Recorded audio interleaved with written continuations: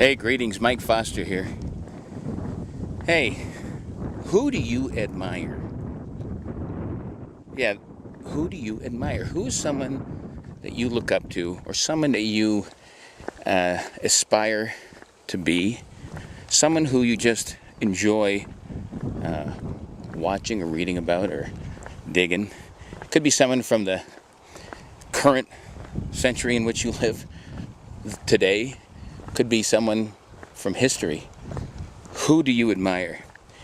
You know, a wise man once told me that if you read biographies of great people who have achieved greatness, especially in the endeavors which you wish to pursue, like for me, I wanted to be a writer for years, and I've wanted to be entertaining. I've wanted to do this. I wanted to be an inspirational coach, life coach, all the things that Foster's about. It's a little breezy here, so hopefully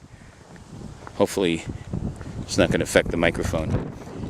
Well, it was said to me that you read those bios of those people, read about the trials and tribulations that they had to go through to become the person that you admire, that you aspire to be, that they did become.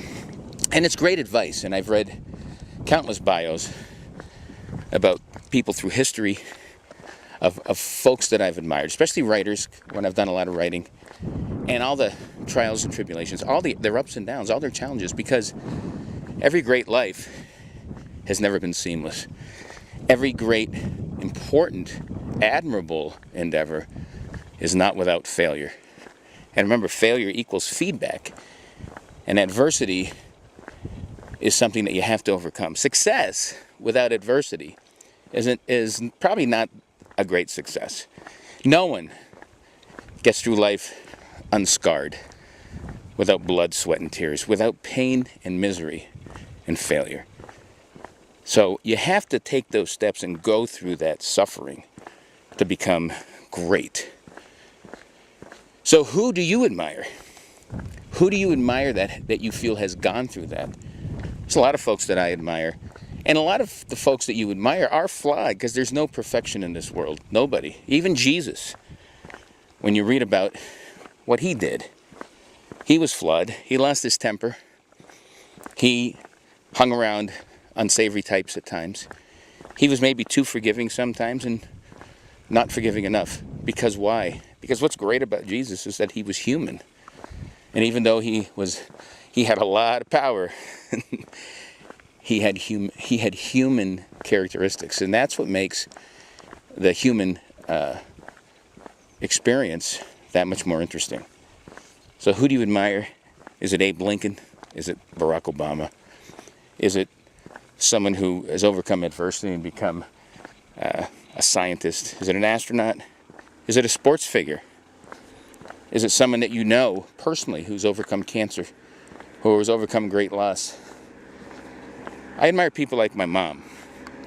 My mom's 80 years old. She's fallen in love with and married two men and lost both of them. She's lost everybody in her family. Her mom, her dad, her two brothers. She survived all that. And not just death, which if you live 80, if you live to be 80, you're going to survive a lot of death in your life. I've survived a lot of death, and I'm only in my 50s. But my mom's also dealt with suffering in terms of hardship. My dad didn't make a lot of money.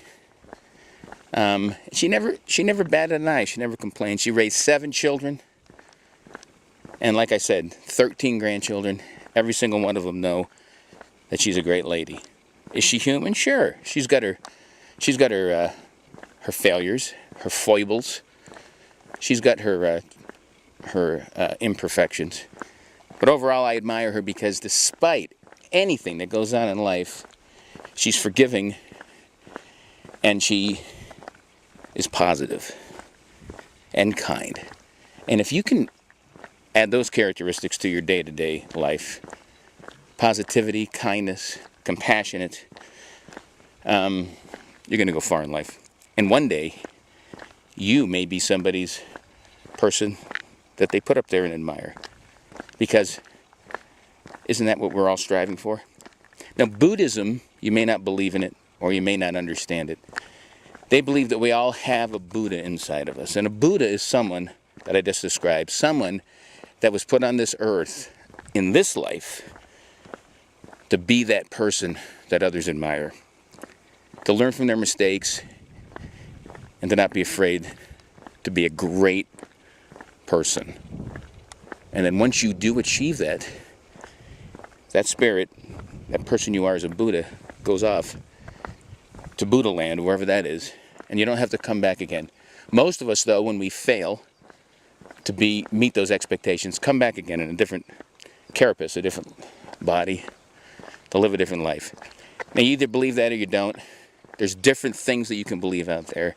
But the bottom line, and what keeps us all